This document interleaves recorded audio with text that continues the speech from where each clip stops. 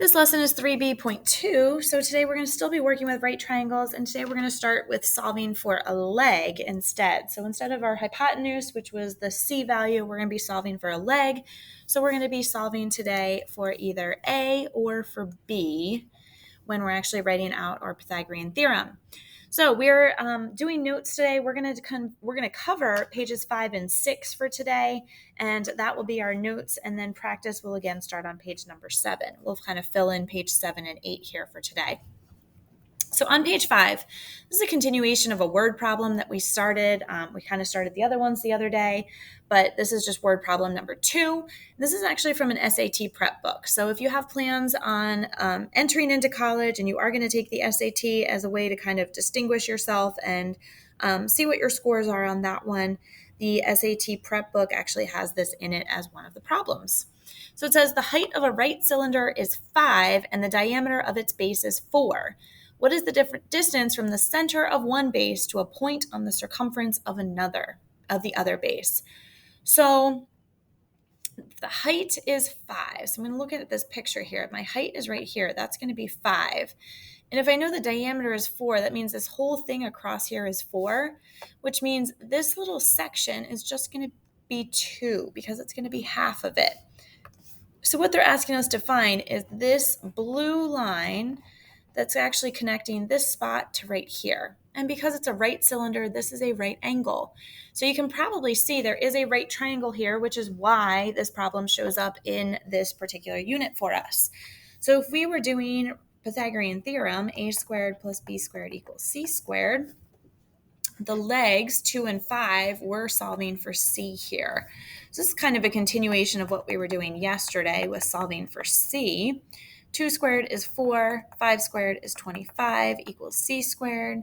So we get 29 equals c squared. And if we take the square root of both sides, c is equal to, if I actually do square root of 29, I get 5.4 if I round. Now, if you actually take a look at this, it says, what is the distance from the center? So we actually do get the square root of 29, which is about 5.4. And you'll notice that that is here an answer choice for us. So they do leave it in that square root form, which is actually more accurate than rounding with decimals then. Take a look at word problem number 3 on this page. It says Sandy jogged through the park. She jogged 3 miles east, then turned and jogged 5 miles south. All right, well, we don't have a picture here. And we need a picture, but before we even do that, we need to know just when we look at a map, if we have a compass, we have north, south, east, and west. So if Sandy starts off right here to jog 3 miles east, she's going to be going in this direction 3 miles, and then she's going to turn and jog 5 miles south. So this actually, between east and south, is going to make right angles because these are all right angles in here. So it says if she were to jog straight back to her starting point, how much farther would she need to jog with a G at the end? Typos. So she's going to be jogging back here. If you look, that's actually going to be a cross. That's going to be C because going back in a straight line, she's created a right triangle. So we have a squared plus b squared equals c squared. 3 squared plus 5 squared equals c squared. So 9 plus 25 equals c squared. 34. I'm going to take the square root, and you're probably knowing this is a little bit less than 6. Square root of 34, I get 5.8. So we'll just round to the nearest tenth there. So she needs to go 5.8 miles more is what she needs to jog then. So that's her final answer with a label because it's a word problem. Okay, so to get into today's real lesson, that was just kind of a warm-up for us. This is the solving for a leg part, so we are on page number 6 in your packet. Formula again, which we were just using, a squared plus b squared equals c squared. Remember, c represents the hippo, the hypotenuse, which is across from the right angle. A and b represent the legs, which actually create the right angle for us. So today, since we're solving for a leg, we are going to either be leaving A or we're going to be leaving B into our equation, and it's going to kind of be completely up to you because it doesn't really matter which one we leave blank because we're adding these two things, so ultimately order of addition is not going to matter. So I'm going to go ahead first, try and take a look at my triangle. Here's my right angle. So if I go across from it, this side is C, which means these other two are A and B. So on this first example, I'm going to go ahead and call this one A, and I'm going to call this one B. So I'm going to write down my formula. A squared plus B squared equals C squared. Fill in what I have. I have A. B is 7, so I can plug that in, and C is 12. You'll notice this looks a little different today. I'm going to ask you to drop the line today. So we get A squared plus 49 equals 144.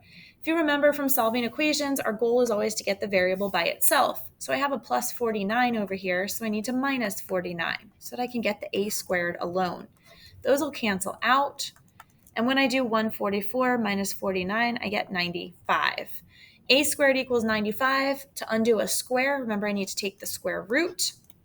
And we get A equals the square root of 95 is about 9.7. We can round to the nearest tenth here is good. So that's example number 1.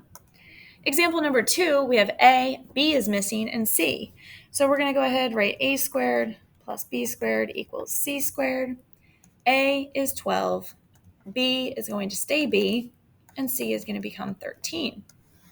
12 squared is 144, plus B squared is equal to 13 squared, which is 169. B squared is over here, so I need to subtract this 144 so that I can get the B squared by itself. Those will cancel. B squared is equal to 25. Taking the square root of both sides, the square root of 25 is 5, so B is equal to 5. 2 word problems down here. We'll start with example 3. One leg of a right triangle measures 15 inches long. The hypotenuse measures 25. What is the length of the other leg to the nearest tenth? I'm just going to draw a quick sketch. It doesn't have to be beautiful. One of the legs is 15. The hippo is 25, so this one's missing. So at this point in time, you can really pick. We know that the hypotenuse has to be 25, so that's C. If you want this to be A or you want this to be A, it doesn't really matter. I'm just going to use this as A for me, and my missing one is B.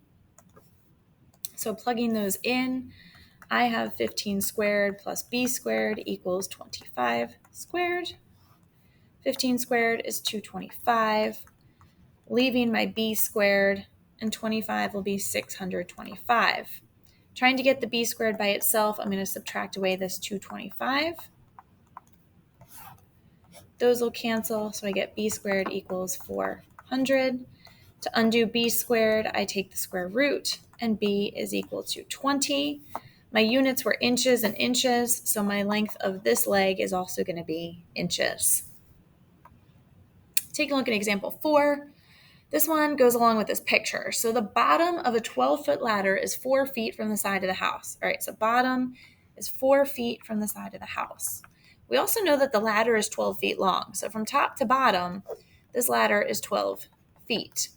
So find the height of the top of the ladder above the ground to the nearest tenth. So we're looking at from here to here. Like how far up does this ladder actually reach?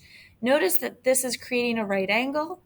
Here's C. I can call this A, I can call this B, or vice versa. I'm going to have A squared plus B squared equals C squared. A squared plus 4 squared equals 12 squared. A squared plus 16 equals 144. I'm going to subtract away that 16 so I can get the A squared by itself. Those will cancel, and 144 minus 16 will give me 128. Taking the square root of both sides then, round to the nearest tenth, I get 11.313, blah, blah, blah. So 11.3 is equal to A, and my units are feet.